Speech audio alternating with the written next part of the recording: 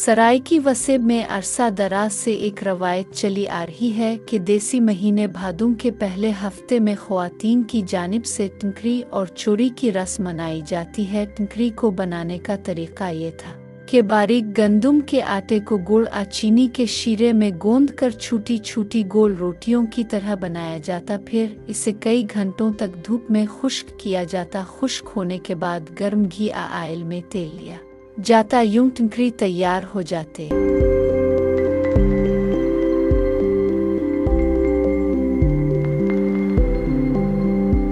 जबकि चोरी बनाने का तरीका ये था कि मोटी रोटी ढोडा तैयार किया जाता। फिर इसी मोटी रोटी की पिसाई की जाती। फिर इसमें शक्कर, चीनी और देसी घी मिलाया जाता। बाज़ लोग इसमें खुश्क मेवाजात भी शामिल करते। यूं एक बेहतरीन चोरी तैयार हो जाती।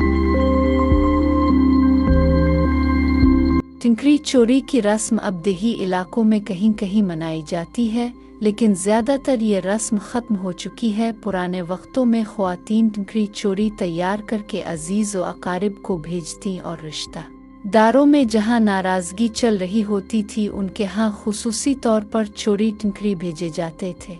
बाज़ लोग इसे बिदअत समझते, ताहम ये रस्म मोहब्बतें बांटने वाली रस्म थी जिसे सरायकी वसेब में बड़ी चाह से मनाया जाता था, जो अब ख़त्म हो चुकी है।